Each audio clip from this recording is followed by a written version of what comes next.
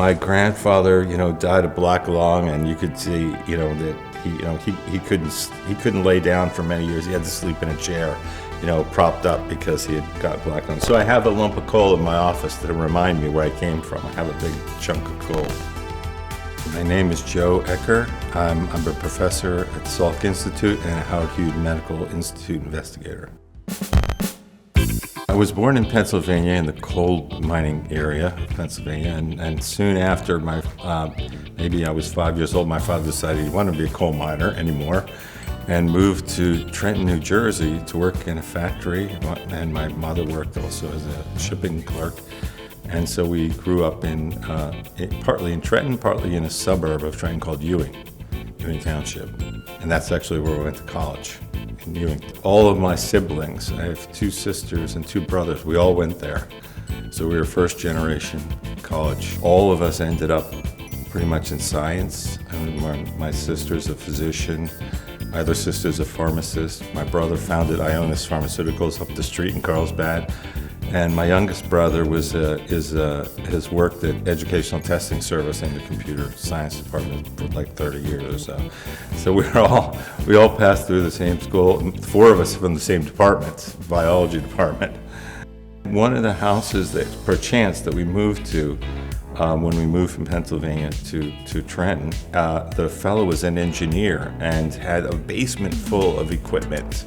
He had, mercury thermometers and old telephones, electronic stuff that you could sort of dig in and play with. And so I used to make radios out of that, wind up the bit, and you can make a crystal radio, from some of these parts. I used some of the parts for science fair to make a barometer, things like that. So in part, that pile of junk sort of led us to, at least me and my brother upstairs with his chemistry set, sort of moving into science.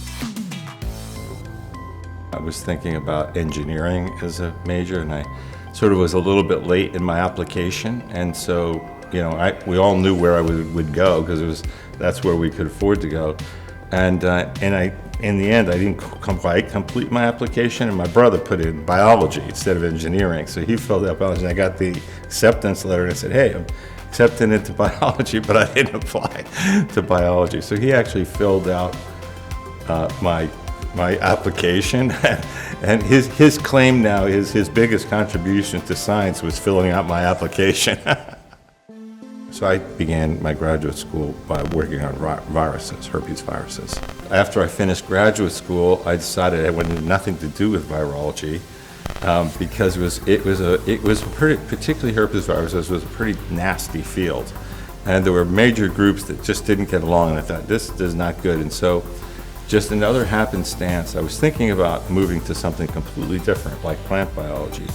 And the laboratory that was below where I was had a fellow that he worked on maize. And his advisor from graduate school in Wisconsin sent him an application for a postdoctoral fellowship that NSF had just designed for people switching fields.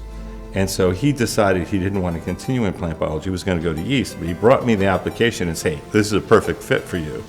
And so I had like 2 weeks to fill out the application because it was particularly trying to get people that had been trained outside of plant biology to come into plant biology. And that worked. One of the reasons that I came to the Salk was that it's like the number of faculty is like a department size, but it covers major areas: cancer biology, which is really molecular biology, neuroscience, plant biology, and aging and other areas. But it's only 50 faculty. So if you have an idea, say, hey, I have this idea of this technology that we've developed for plant biology, and I want to apply it to the brain. Would you want to write a grant together? Can we work together on that? Absolutely. And that then changes your entire direction, right? And then you see that some of the things that we learned in plant science about a field called epigenetics, we actually looked at that data and then looked at our first experiments in human stem cells and in the brain and found that they have very common features that you found in the plant that had been missed for 40 years in those fields, the same field of epigenetics in the brain. The research in my lab is focused in two areas, right? Then they actually seem like they're pretty distinct. One is plant biology, the other is neurobiology. But the common theme between them is that we study individual cells, and we study how those cells function in the context that they're found, like within the brain. How are the cells connected? First of all, what are they? We're involved in a big project to identify all the cell types in the human brain that just launched as part of the NIH Brain Initiative.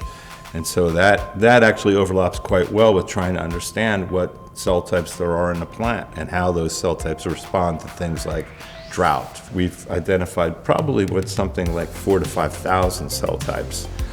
There's a kind of a molecule called DNA methylation where there's a feature of that is very important in neuroscience that plants also have, but they missed it because they didn't think that it existed. There was a religion basically that said this can't exist, and so of course they never saw it because they weren't looking. Immediately as we had all the control experiments, and we could see, wow. So that's taken us on a completely different direction into studying, how neurons work.